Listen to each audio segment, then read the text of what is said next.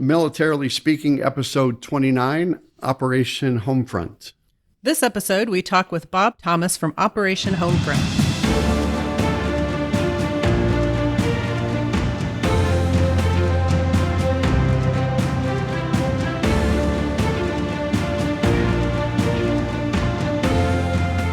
Jodi, as we were talking earlier, and we talked to Bob, that Operation Homefront, when we thought about doing this podcast a year and a half ago, was Operation Homefront by far was going to make the list, because at Travis Air Force Base, at Fort Bliss, at places around the country, we've supported the Backpack Brigade and things that they do to serve the military community. So I have to say this, they're at the forefront of the Militarily Speaking podcast menu. There you have it.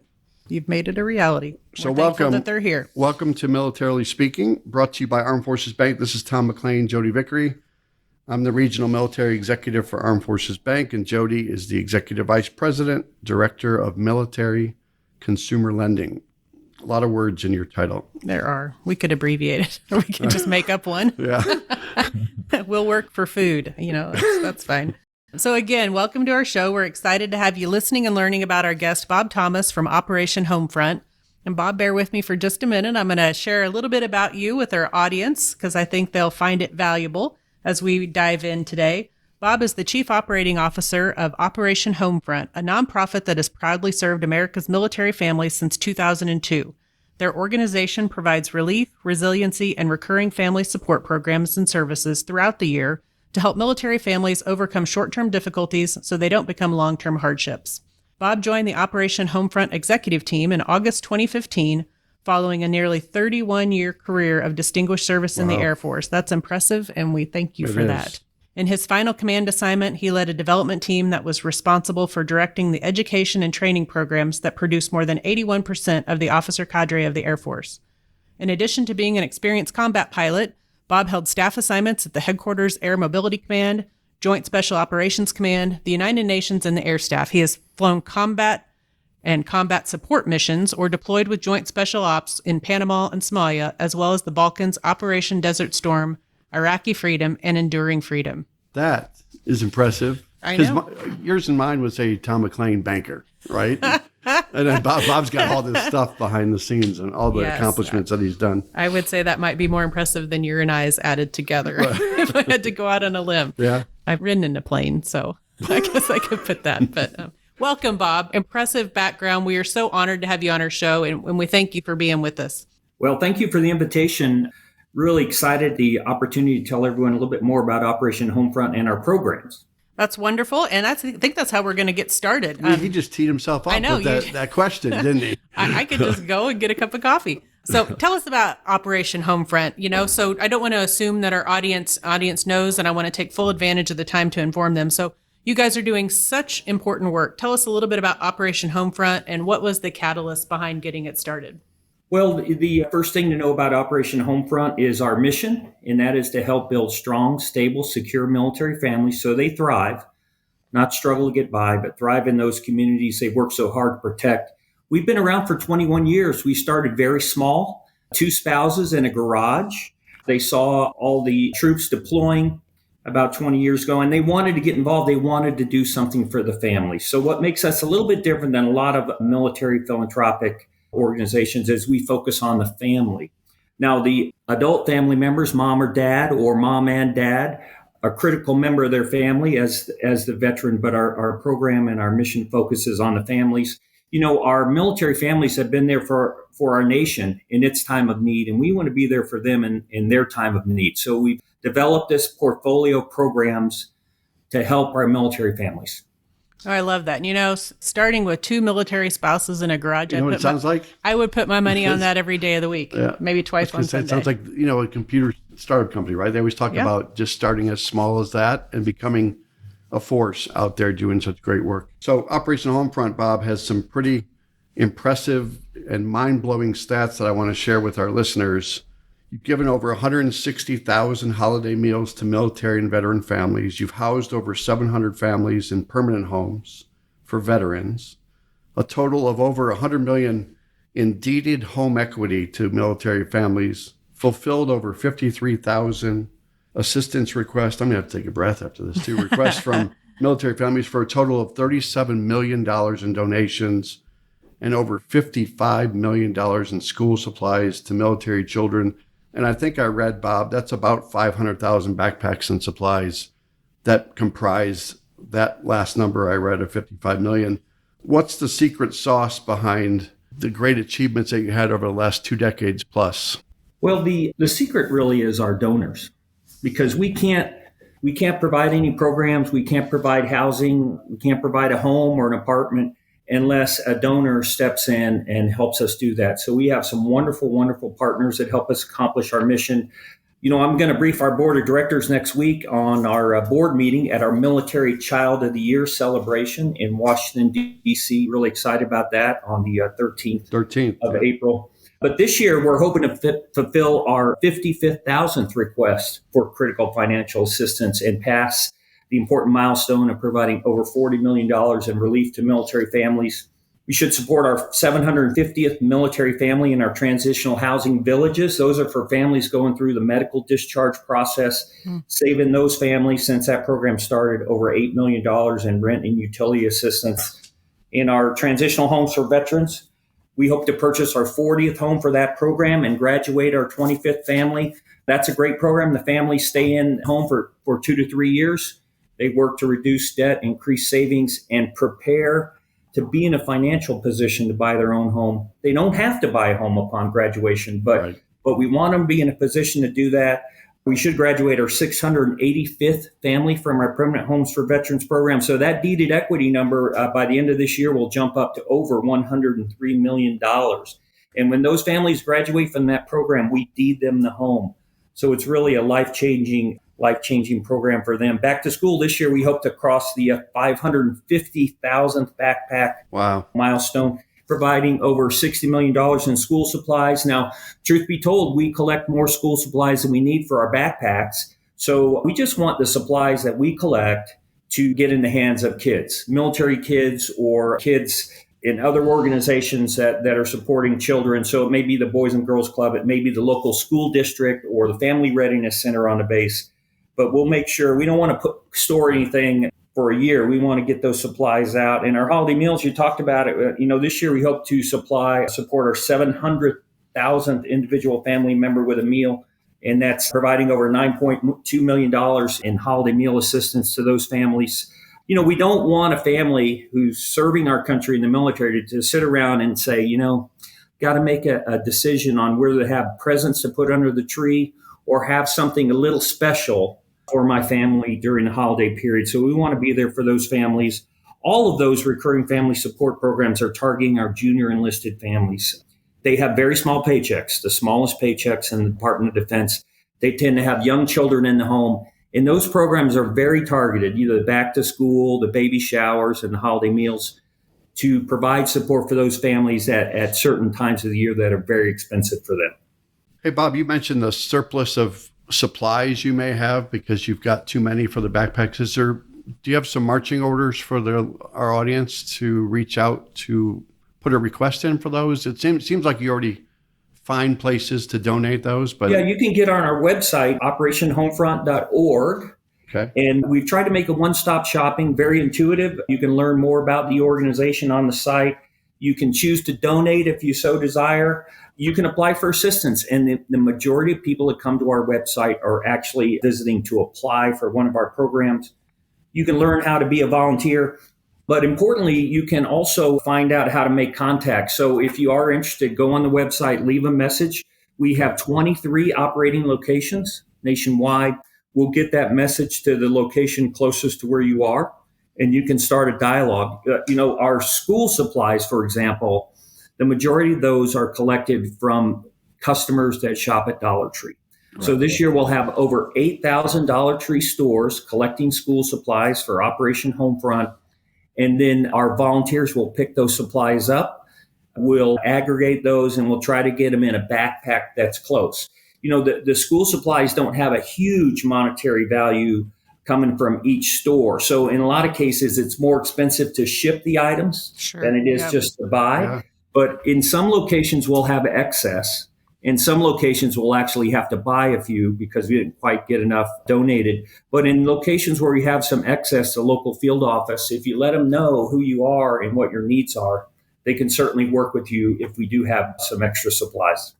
Okay, thank you. I'm just thinking about the impact and the reach of all of the numbers that he just went through. Yeah. That's pretty amazing. At the core of it, though, what kind of situations do you find families in that cause them to knock on your door to ask for help? I know, my husband's retired military, and all the families that we've interacted with and been a part of in that community, it's a proud community, and it's oftentimes hard to ask for help. So what kind of situations do they find themselves in? How do you help them feel okay about asking for help? Yeah, well, the vast majority of people we help through our critical financial assistance program are those that have recently transitioned out of the military. So we're in the military, you've got a steady paycheck. Sometimes you're living on base, so you got housing. I'm just speaking from my own experience. You don't have to worry about what you're going to wear to work because the government tells you. Yes, my husband still has the green socks, Bob. Yeah, exactly. I've got a whole drawer full. I just can't force myself to throw them out. And the last few assignments, they even said, you're going to live in this house. Here's your address. But when you leave the military, that changes completely in one day. And so a lot of military families, just like a lot of families in this country, they don't have a lot of savings or they have no savings. And unfortunately, I think because of the dedication of our men and women in uniform, they work really hard to the last day. And what we find is most of them are worried about how the unit's going to be able to adjust after they depart. So they work really late, really hard to make sure the unit does well. But in the end, on that first day they're out, they don't have a plan for themselves. And they may not have a resume ready to go. In some cases, they may not even know exactly where they want to live. That was my case, my personal case. And so transitioning service members are a very high-risk group because when you don't have a plan, well, the first thing you do is you say, okay, no paycheck, I better take out my credit card. And then when that card's maxed out, you might take out another one. And then, maybe you sell a few things, but worst case, you could do something completely crazy like take out a payday loan at a super high interest rate. So you can wreck your financial future very quickly in those few months or years right after you get out of the military. So we tend to focus on that group because they're a very high risk group. We want to get them through that difficult time and off to a bright future. And if they need us to step in and help with rent, mortgage, car payment, those kind of things, we're happy to do it. And we have a program set up to do that. All the great work you're doing out there, Bob, I got to believe there's countless stories of how you've helped so many people individually or in a family unit that they care, you care. And how do you respond and how have they been responding when it comes to, I can't believe I found you. I'm so happy I found you. Well, I think you hit on it in your earlier statement. A lot of our service members, men and women, they're a proud group, right? And it really, it's really hard for them to ask for help. But, I paid close attention to this for a number of years now. The people that will really talk a lot about it are the spouses. The veteran in the family, normally kind of stoic and kind of deer in the headlights look at sometimes, and they have a hard time finding the words to describe. But the spouses a lot of times will tell us how important it is. In some cases, this is a real story. We're in the office on Friday afternoon. Most companies, about 2 o'clock, 3 o'clock on a Friday, things are starting to wind down. We get a call. This guy says, if I don't make 4 mortgage payments by close of business today, I'm going to lose my home because I'll have missed my 4th payment. Wow. And he had not asked for help before. And though this was a very odd case because of the time involved, the team sprung into action. We were able to wire that money to his bank within a couple of hours, and it saved his home. It saved his family from being homeless. And so that's a huge deal. And we have all kinds of stories like that. We have given cars to families that donors have given to us. And in this country, a car is not just a car, it's a way to get to work. Yep. And so one person, they had a wonderful job, but they had no car. So by getting with them, making sure they had a vehicle that worked, they had a vehicle, but it was completely unreliable. It actually allowed that veteran to take care of themselves and take advantage of this job opportunity. So yeah, a lot of the assistance we provide is absolutely life-changing, and I'm very proud of that. Well, and there's, the avenues, you know this, Bob, that whether it's Air Force Relief Aid or Navy Relief Aid or Army Emergency Relief. There's places that are responsible, and to be able to stumble across Operation Homefront and find a solution to save that house. It might have been that last resort, or they're calling you at the midnight hour and saying, I do not have a lifeline for this. Can you help? And you delivered. Amazing story. That's right. Some of those relief societies out there, it all depends. Each organization has their own rules, but in some of those, they're for active duty personnel. Correct. And so, like I talked about, once you're a veteran, you're no longer on active duty, and it can be a struggle to find the person that's the right fit for you. Some are very localized. We have a national footprint, but I think we're about the only organization with a national footprint that provides a broad spectrum of assistance. Awesome. So I have to believe that, just given how much time you personally spent in the military, that this line of work is obviously near and dear to your heart. How does it feel to continue to serve? Really, essentially, that's what you're doing. It is. I think some days I feel like I'm doing the exact same thing I did on active duty. I'm just not wearing a uniform. Right. You can put it on, though. Just put it on. Just go get your green socks, Bob. Yeah. And, I think those people who have been NCO, NCO in command, or in any level of command, what they determine very quickly is you take care of your people. If you're in the Army, you take care of your soldiers. In the Air Force, I'm taking care of airmen. And if you take care of your airmen, in my case, they're going to take care of the mission.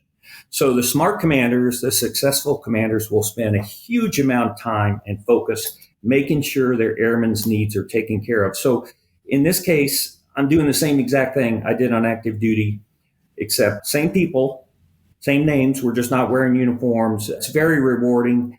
I was a military kid myself and grew up on military bases. I was born on a military base. And when I turned 18, I, shipped out for the Air Force for basic training up at the Air Force Academy. And so I came out on the other end at 53. But the men and women in uniform and the families, that's kind of my extended family. I get it. All the struggles that they're going through, I've been through them myself. I absolutely identify with those families and their needs. And I tell you, it really makes you feel good when you actually can help a family get through a very tough situation that had the potential really to sidetrack them for a long time. No question. Bob, you said you were born on a military installation. So how many moves have you had in your life? Oh, gosh. Well, that's great. Well, on active duty, I had 14. But before that, man, I really have to think about it. For my dad, I was born right here in San Antonio at Fort Sam Houston. And then he had 2 different tours in Europe, one in the UK, one in Germany. Bounced around quite a bit, lived with grandma for a year while dad was in Vietnam, all those kind of things. So for me, the house I'm living in right now is the house I've lived in longer than any other property in my entire life. Maybe even added together. A year and a half. Yeah. So it is kind of odd. At about the 3-year point, I'm kind of getting antsy, ready to go somewhere. Waiting for the call. Yeah. You're going to you touched on this, I think, in prior questions, and I hope you keep talking about it. But the way you've helped people and families and individuals, you provide so many different kinds of support, like long-term assistance, short-term assistance, recurring family support programs. And your website, as you referenced, Bob, has a lot of great information out there that people can learn about those programs. But how do you as an organization decide which programs take priority, which programs might have more of a need in 2023 versus 2012? How's that process work, and how do you identify the right programs that meet the needs of society today? Well, our focus really is on the relief space, and we define the relief space as critical financial assistance and transitional housing. So, like I'm fond of saying, you can be in the most wonderful town in the world, you can have the best job, you can find that doctor that meets your family's needs, you can find a place to worship. If you're so inclined, you can do all those things. But until you have safe, stable, and secure housing, none of those dreams can take off. So housing is very, very important. It's a big part of our portfolio because it's so important to families. Financial assistance, especially in today's world, it's like I'm almost afraid to turn the TV on in the morning. Is it COVID-19, global pandemic? Is it layoffs? Is it inflation? What is it going to be today? Yeah. And a lot of families are doing everything right. They just get caught up in that. So, we're really proud of that program. It's critical financial assistance.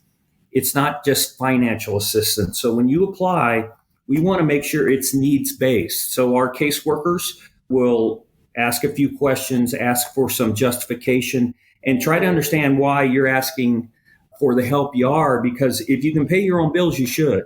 And we want to preserve the dollars that we have for the families that really don't have any other options. It's important to know, especially for our donors, that we don't provide cash to anyone.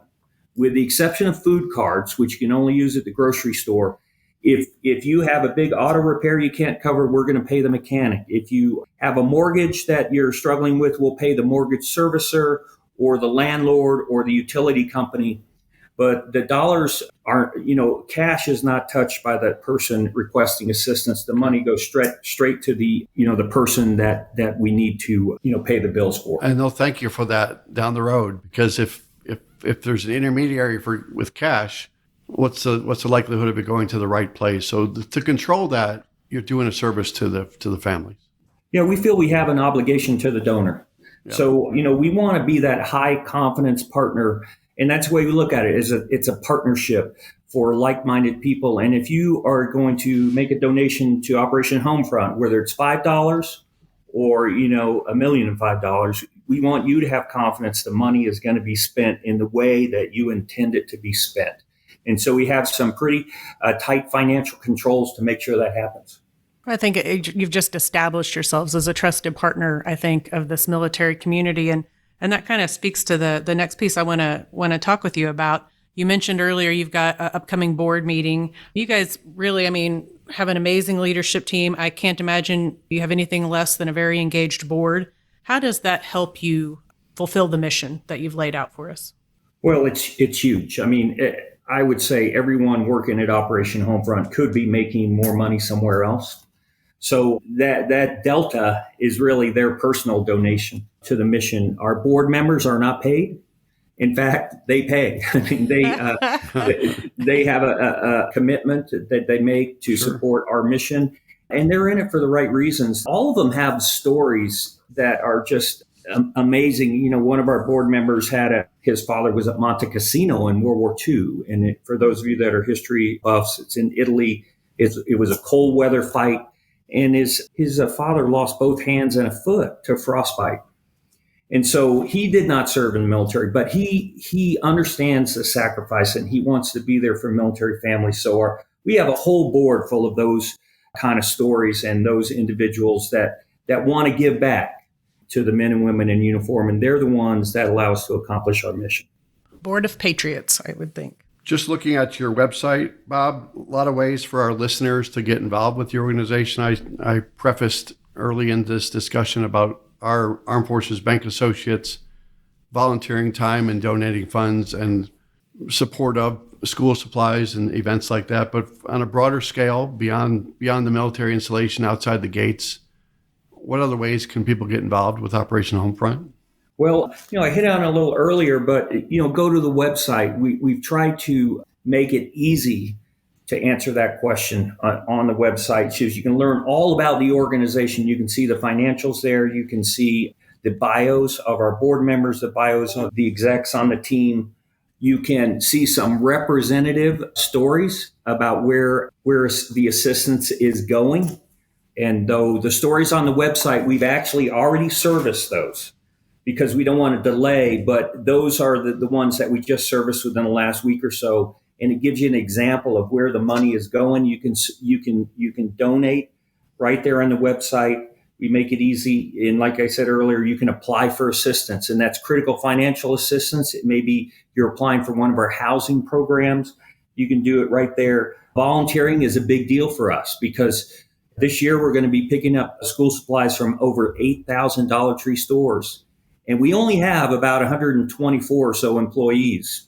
So our volunteers are the ones that do that, and they perform a critical function. 80% of our back to school events this year were led by volunteers. So the volunteers out there in charge of the event, we make sure they got the school supplies, the backpacks.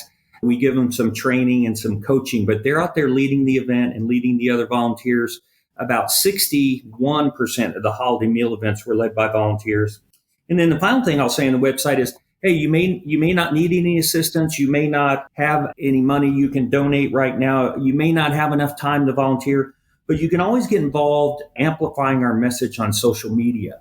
So I'm not a big social media guy, but my social media folks help me out. But, you can retweet, you can like something that you see, you can spread our message for our programs. A lot of times we'll identify our donors and thank them for their support. That goes a long way.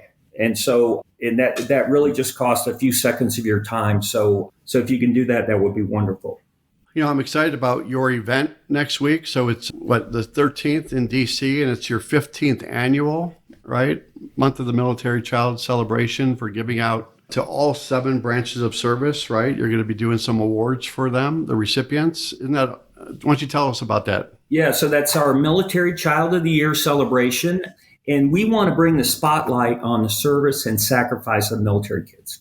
And I get it. I was one. So, each kid, these are kids, right? So they got kid stories, like they worked hard. They got a starting position on the varsity football team.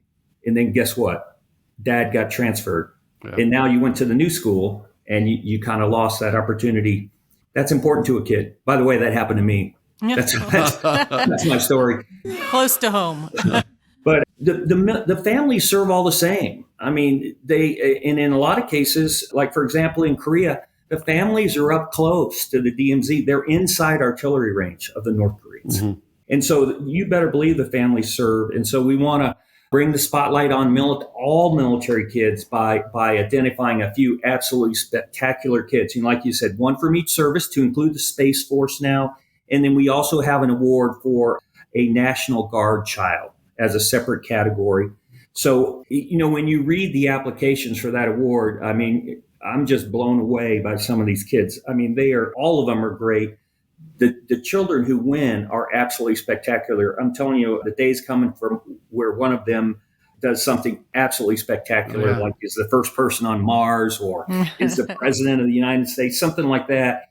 Super high quality kids. It's a wonderful event, and it's a really feel-good event, but it's all about the military kids and the military family.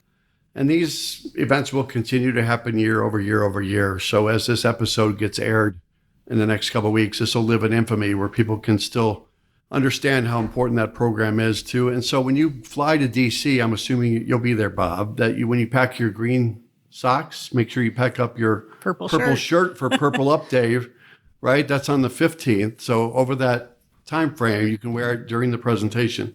Purple shirt. Okay, got it. Purple shirt. All right.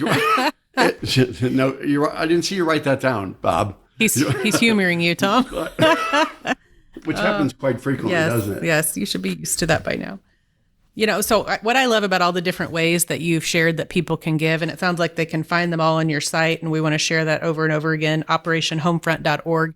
You give people big and small ways to contribute, right? So I think it's common that people want to do something, and they are all equipped with different skills, abilities, financial situation, but you've really given everybody an opportunity to give back somehow. And I think that's pretty special. Yeah, it's wonderful. You can volunteer. A lot of kids are looking for some volunteer time for their college resume. They are. My son's one of them.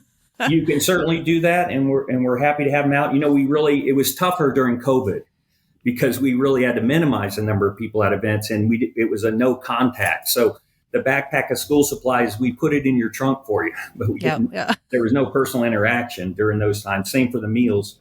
But we love to see the kids out, and we want to make room for everyone at the table.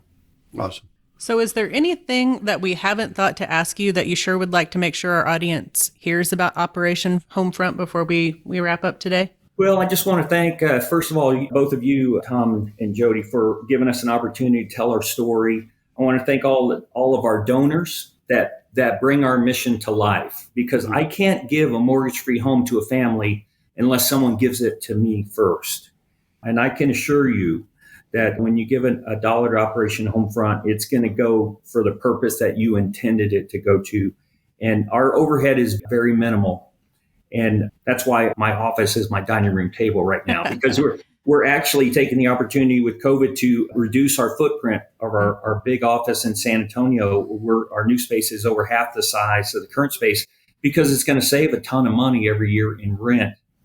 So we try to be very efficient to maximize the number of dollars that go into the hands of military family, because that's where the donors want it to go. So a big thank you to everyone that supports our mission. And Bob, if anybody goes to Charity Navigator's site, you'll see that your organization has 4 stars. So kudos to you and the entire team and the board and all the success you've had over the last couple of decades. Yeah, we're very proud of that. That's a very tough scrub, by the way, with Charity Navigator. I mean, there's a lot of paperwork, and you've got to prove that you deserve that rating. All right, we're at the time now, aren't we? We are. So Tom gets a little excited about this part. So if you'll hang with us, Bob, we're gonna play Military Minute. Won't put you on the spot. Well, Tom might, but Bob, you can't just don't answer the question out loud, okay? It's a little trivia game we like to play. So I want to go over the Military Minute from our last podcast episode, and it was a little bit of a gamble, pun intended. Dun-dun-dun. Yes. So the question last time was, which president made more money playing poker during his Navy days than he got from his military paychecks? Should we ask Bob? Do you know, Bob? We said we weren't going to put him on the spot. I know. And we're like, do you know the answer? Do you have a guess? I'm an Air Force guy, so I'm a little disadvantaged here. Air Force guys wouldn't do that. I wouldn't know either without Google or somebody writing it down for me on this piece of Normally, paper. you're not allowed to gamble. Yeah. Range.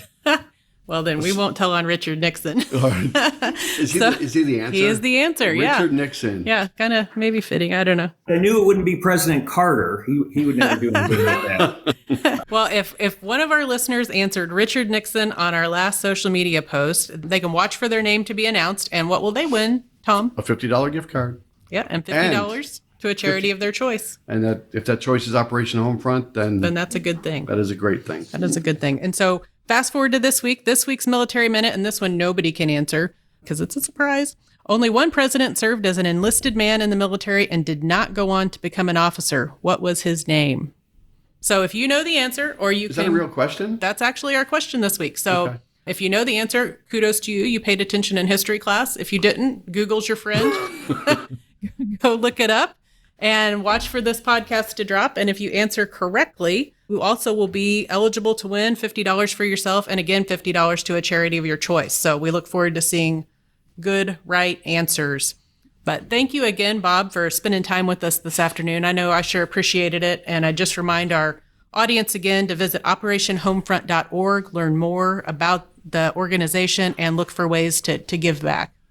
And I'll just close out with, if you enjoyed today's episode, like I did and Jodi did, go out to afbank.com and subscribe to the show. Also, make sure to rate us, leave us a comment on your favorite podcast platform, such as Apple Podcasts, Spotify, and YouTube. Bob, you did a fantastic job. Well, thank you very much for the opportunity. I really appreciate it. Thank you.